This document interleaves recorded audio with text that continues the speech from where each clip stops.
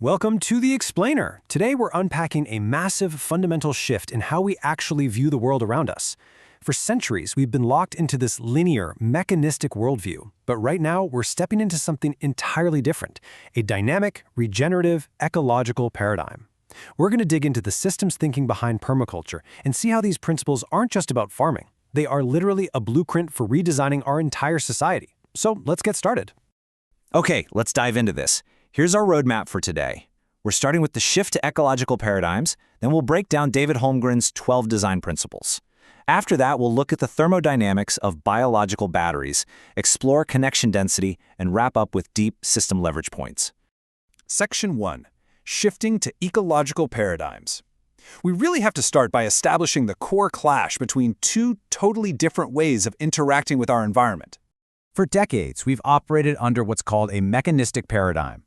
Think of your classic factory-style farming that's engineered to pump out a single product. It demands heavy external inputs, it creates huge amounts of unused waste, and it completely minimizes biological exchange. And honestly, that leaves the whole system incredibly vulnerable to shocks. On the flip side, the ecological paradigm is a total redesign. It's focused on decentralized self-reliance and closed systemic loops where there is literally zero unused waste. It's about aligning human goals with natural evolution, basically working with nature's underlying patterns instead of constantly trying to dominate them. Moving to Section 2, Holmgren's 12 design principles. To actually pull off this transition from a factory model to a regenerative loop, we need tools. Back in 2002, permaculture co-founder David Holmgren laid out these 12 design principles, and he split them into two distinct halves. Here are the first 6, the bottom-up observational principles. We're talking about things like observe and interact, catch and store energy, and produce no waste. Now, what's absolutely crucial to understand here is that these aren't just cute gardening tips for your backyard tomatoes, right? These are macro-level systems thinking tools. The logic you use to say catch and store energy scales perfectly from a small suburban backyard all the way up to an entire regional economy. Then we have the second half of the list, the top-down organizational principles. These focus heavily on relationships, spatial complexity, and how things co-evolve over time. You've got principles like design from patterns to details, integrate rather than segregate, and use edges and value the marginal. They're basically asking us to look closely at the interface between elements, because that's where the most dynamic energy exchanges actually happen. Holmgren specifically framed these 12 principles as doors that open into whole systems thinking. I absolutely love this quote because it hits the nail on the head regarding the scope of this framework. We aren't just learning how to grow crops more efficiently here. We're using these versatile, conceptual doors to figure out how to redesign post-industrial, low-carbon societies. All right, Section 3, thermodynamics and biological batteries. Let's pivot for a second to the pure physical science behind this, specifically the thermodynamic math of energy and nutrient capture. Now, what's really interesting about this concept is how we can take the abstract idea of thermodynamics and turn it into something tangible, the biological battery. Under Holmgren's second principle, catch and store energy, practitioners use water, deep soil, and biomass to catch transient ecological energy when it's abundant and literally store it for when it's scarce. You see, you aren't just watering a landscape, you are actively charging a biological battery. To put some real math behind this, check out this staggering number. Just one single inch of rain falling on a standard 1,000 square foot roof yields roughly 623 gallons of free thermodynamic energy.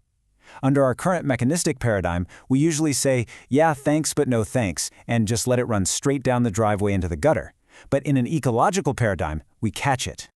And when we capture that energy, say through contour-aligned swales like you'd see in Jeff Lawton's famous Greening the Desert project over in Jordan, that energy cascades. The water recharges the soil moisture, it feeds huge microbial populations, and it acts as a massive biological pump for deep-rooted trees.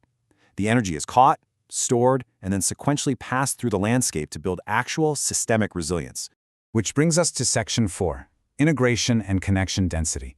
Because once you've captured that energy, the real magic is in how you weave the elements of the system together. When we force natural systems to segregate, like isolating elements in vast monocultures, we create immense structural friction. It requires super high maintenance, it forces competition for resources, and it degrades the landscape over time. But integrated systems, they place elements right where they provide supportive niches for one another. It naturally creates this self-regulating harmony and mutual benefit. And this brilliantly illustrates the whole concept of stacking functions. It's perfectly shown by the classic Three Sisters polyculture. By integrating corn, beans, and squash together, every single element performs multiple jobs. The beans fix nitrogen and provide food. The corn gives you food and acts as a natural trellis for the beans. The squash provides food, covers the ground to lock in moisture, and even deters pests. You don't have to go buy separate trellises, synthetic fertilizers, or chemical weed killers. The integration itself literally does all the heavy lifting for you.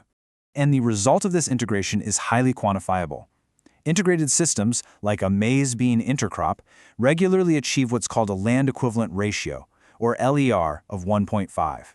In plain English, that means you're getting an incredible 50% more output from the exact same footprint of land simply by integrating the elements rather than segregating them.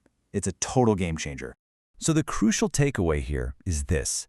System stability is determined by the density of supportive connections, not just having a high number of different species. Diversity alone simply isn't enough. I mean, if you have 50 different plants but they don't interact at all, you basically just have a segregated zoo. True resilience comes from that overlapping web of relationships and edge effects between every single element in your system. Finally, Section 5, Deep System Leverage Points. Let's zoom all the way out now and map this permaculture toolkit onto the global systems theory developed by Donella Meadows.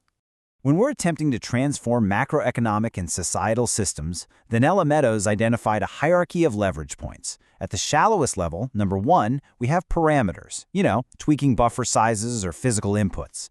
Number 2 is reorganizing information flows. Number 3 is changing power dynamics and the rules of the game. But to truly fundamentally transform a system, we have to look much deeper at numbers 4 and 5, changing system goals and ultimately shifting paradigms. At its deepest level, permaculture doesn't just ask us to change the parameters, it actively targets the system goals. According to these frameworks, this requires a massive shift away from the goal of infinite profit maximization. We have to redefine the objective as localized socio-ecological resilience. By anchoring into core ethics like fair share and earth care, this framework directly challenges the extractive growth imperative. It replaces it with a paradigm of sufficiency, recognizing real biophysical limits. And honestly, that is how you change a system from the root up. Which leaves us with this final, incredibly vital question. How will you apply these principles to redesign the systems that you interact with every single day? Whether it's your own backyard, your business, or your local community, you now have the conceptual doors to whole systems thinking. Observe, catch the energy, integrate, and shift the paradigm. Thank you so much for joining me on this explainer, and I challenge you to take these tools and start designing a more resilient world today.